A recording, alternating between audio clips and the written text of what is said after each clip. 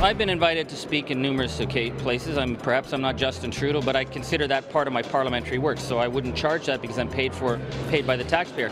I know that some MPs manage to keep another job on the side. I don't know how they do it, so if Mr. Trudeau had another sideline, which is motivational public speaker, well, I guess the question that Mr. Garneau and his colleagues could ask him, shouldn't you have been spending your time actually serving your constituents and being present in Parliament?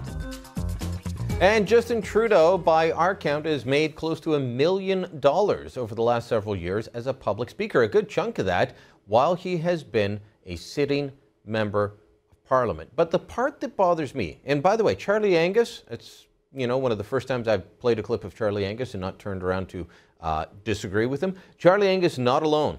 Liberal, NDP, Conservative MPs all disagreeing with Justin Trudeau on taking the money. But here's the part that really gets me. He's taking money from schools. He's on the public dime as an MP, and he's taking money from schools. This is from May 2007. He was already nominated, but he wasn't elected yet. We'll scroll down through that. We're into 2008, just before he's elected. Notre Dame Catholic Secondary School, $10,000. After he's elected, Waterloo, $15,000. And April 30th, 2012. So that's less than a year ago, $20,000 literacy for life. That's the Saskatoon Public School Board. Joining me now for more on this, to tell me whether I'm being too hard on the heir apparent, Ray Hurd. He is many hats, media hats over the years, political hats, working with the Liberal Party as well. And Ray, I'm just fuming at not all of this. I mean, he wants to make some money on the side. That's fine. Maybe he's hard up. He only inherited $1.2 million. But taking money from charities and schools that are always hard up for cash, that kind of money is, in my mind, despicable.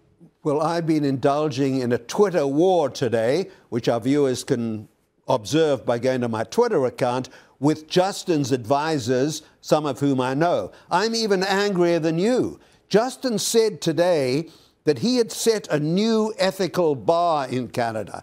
Well, I'll say this to you, Justin Trudeau.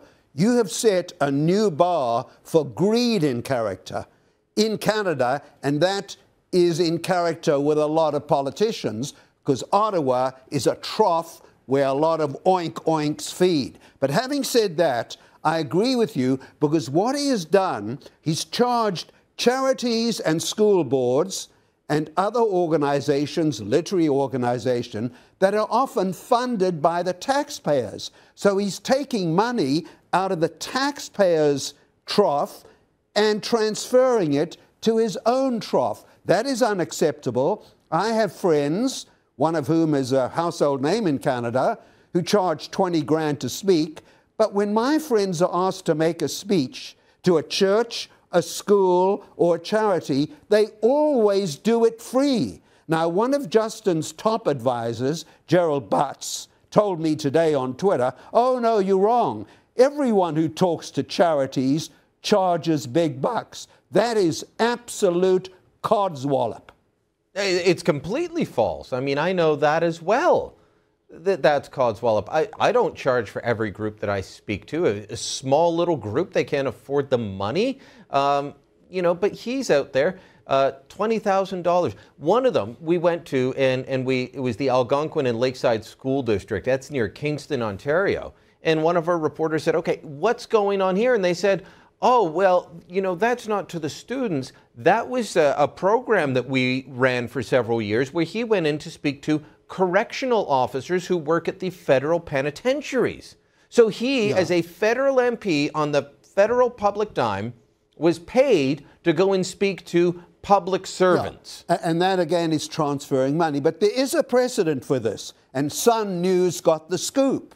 You guys disclosed that David Suzuki, the Green prophet, who's also on the public tab at the state broadcaster, he charged 40 grand for talking to a CEGEP, a junior university in Quebec that, again, is sponsored by the government and the taxpayers of Canada. So there is a dismal precedent for Justin's unrestrained greed, and I hope that at the debate tomorrow, the other candidates have the guts to confront him, because a lot of Canadians like me, and I'm still a Liberal, I would support Garneau, which may be bad news for Garneau, we don't know. But let me say this, that is one of the issues. And then you tie it in to this scandal about senators double dipping with their housing allowances, and you ask me,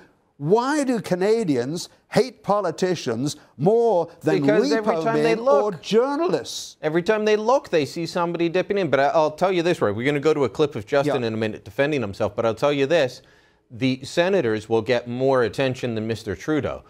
Well, Trudeau, though, was asked earlier today about this, and what he had to say about taking money from schools, it wasn't pretty. Here's a clip. It's a little long, but listen in. I am happy that I have set that new bar for transparency. I am happy that I always followed all the Ethics Commissioner's rules, and I have said everything I'm going to say on that particular issue.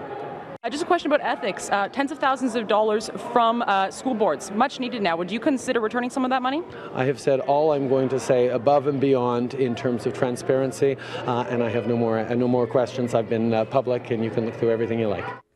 So he said everything he's going to say. He disclosed everything to one reporter at the Ottawa Citizen who wrote a puff piece about him, and he doesn't feel he needs to answer any more questions. Well, Brian, I think that settles the matter, Ray. Brian, firstly, he needs media training. When you just cut journalists off the way he's done it and refuse to answer a substantive question, you're asking for trouble. But as you alluded earlier, there is another problem here.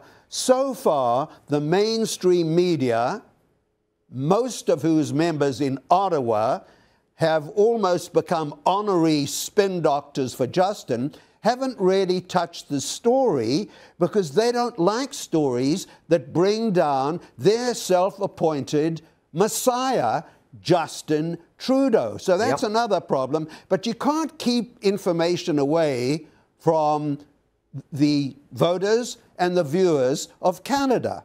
That's what Sun is doing, and Sun deserves the credit. And I might add that the National Post also does a lot of good work in writing about stories other people don't want to report because it's not politically correct to report those stories. Well, Ray, that's why we bring you on, because you're not politically correct. Thanks for joining us today. We'll chat with you soon. Thank you very much. Share your thoughts on Justin Trudeau taking money from preschoolers and high schoolers and out of the classroom. The children need it in the classroom, but Justin's got it. What do you think? Facebook, share your thoughts there. More to come.